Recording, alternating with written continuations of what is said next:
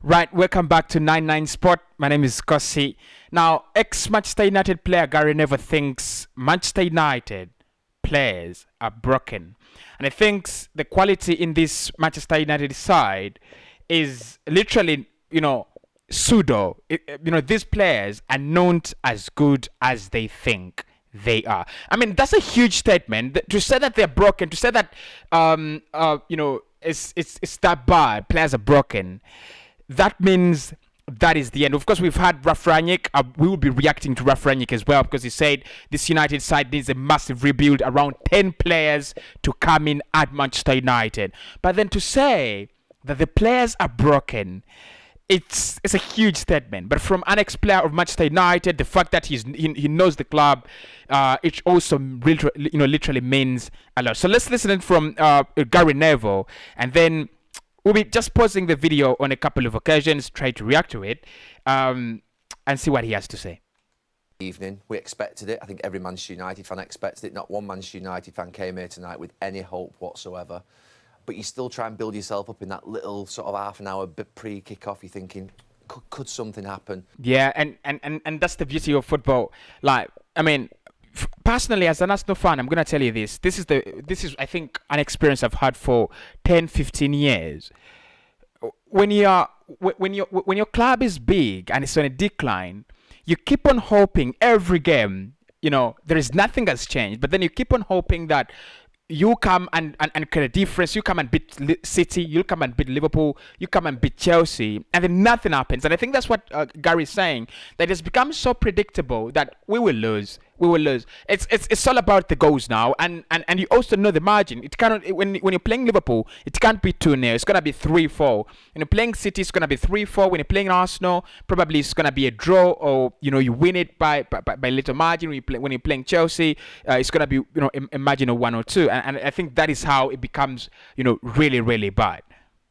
But nothing. That team's got nothing. Is that the most worrying thing? The fact that it's predictable now? Yeah, it is predictable, and they have got. But actually, there's some decent players out on that pitch, and there's some talent. So I have no idea. I cannot explain how it's gone from what would be sort of slightly promising at the end of last season, finishing second. I know they lost in the Europa League final, which was a bad one, to the point where we are today, which is an all-time low in my 42 years of watching United. Personally, I've seen this United side for a decade, 10 years. And, Garry never says for 42 years, he's not seen a worse Manchester United side like this one. And personally, in the last 10 years, because for me, I've looked at football, I've looked at this Manchester United, I've grown up with the Manchester United side under Alexander Chapman-Ferguson. That United side that literally looked flawless. They literally won anything. During that time, they have doubles in there. They have a UEFA Champions League final. They have a UEFA Champions League title. They have a triple. Is it 99? So it looks like any Manchester United fan out there, you're watching and you're looking at the worst Manchester United side ever in your history. And I mean, you can't argue. You can't argue with Garry Neville. 42 years. If you read the history of United since 1992, when that league becomes the UEFA, the Premier League, there is no worse Manchester United side. It's not there, because from 92 to around 99, Manchester United have around 7 league titles. There's a time when they won 4 in a row, 3 in a row, and now they barely can stop their rivals from getting in behind and scoring 4 per 90. It's a shambles. I've never seen it as bad as that. I've never seen it. You made a point before. Liverpool, when we were playing, weren't that great. But I don't think they ever gave us a game like that. It was always tough. It was always hard to beat Liverpool at Old Trafford and at Anfield. There was once we beat you 4-0, but I think you got Hippier sent off in the first minute of the game, and it was an explanation behind it. I've never seen a Manchester United team wilt and be as flaky in a game of football or Liverpool in my 40 years. You keep speaking about the ownership and the structure of the club. No, I'm talking about the last few weeks or months or going back a long time. Now, my point on that is, if that's not right, your football club is not going to be maybe winning league titles or European cups. But if you, Roy, Nicky Butt, all the real characters you had at a football club were in a situation where you were here now, you wouldn't go and drop your performance as low as that. We've been there with Hicks and Gillette when things were increased, there's different managers coming in, and you've got Alex Ferguson, that one man, he's winning all the time. But it never got that bad. So when you're talking about this structure of the club, I'm not saying the players are getting away with it because we're very critical of them, but that is still, that can't be, it doesn't matter who the manager is, it doesn't matter who the owner is.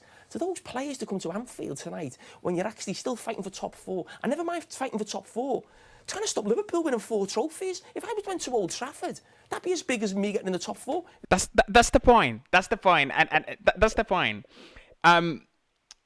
United came into that game, and Jamie Carragher put it very well.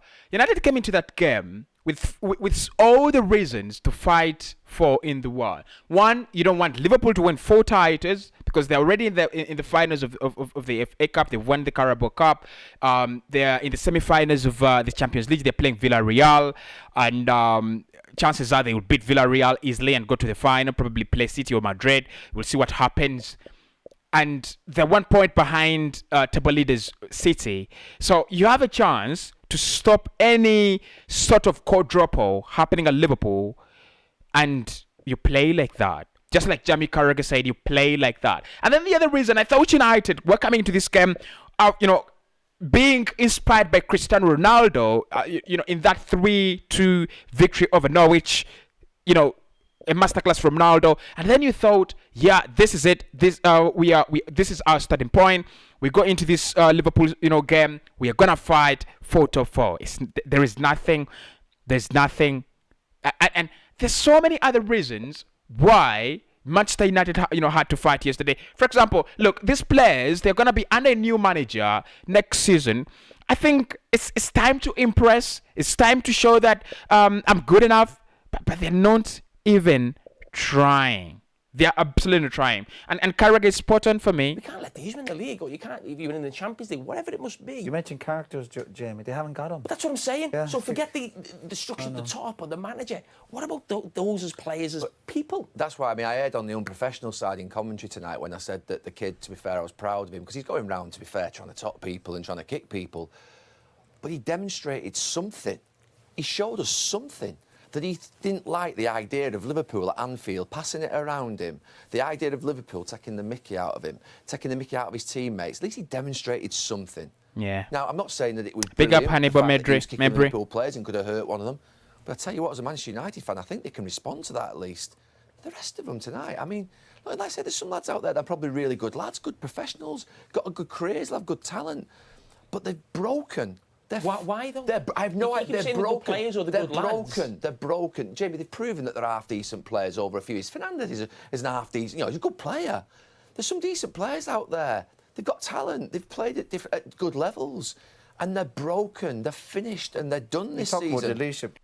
They're broken. They're finished. They're done this season. And like, if I'm a United fan, I'm honestly.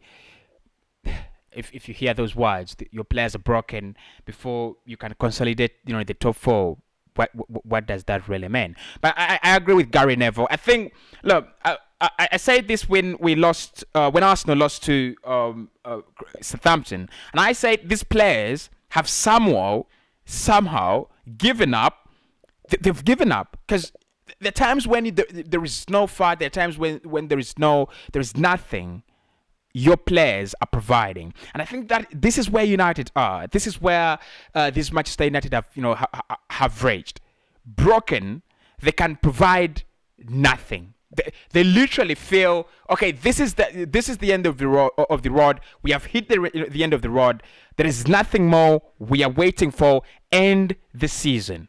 Absolutely, there is nothing. I don't see United miraculously turn around anything or any game. If they do, I will be very, very surprised. But of course, that is the evaluation of that panel. Garry Neville, Keane, and of course the big man, Jamie Carragher. United still in a deep mess. But of course, I'll bring you the reaction of Rob Rangnick. He was devastated. He was absolutely devastated, and he said there needs to be a rebuild. And I think this is something that we've always spoken about Manchester United. They're not as good as they think they are, and because if you are that good, then you don't need a rebuild of 10 players. You don't need a rebuild of 6-7 players. And Ralf Rangnick says this team needs 10 new players. And that means there's gonna be a complete squad overall. Right. So I'll speak to you in the next one. Make sure you hit a like on the video and subscribe to the channel as well.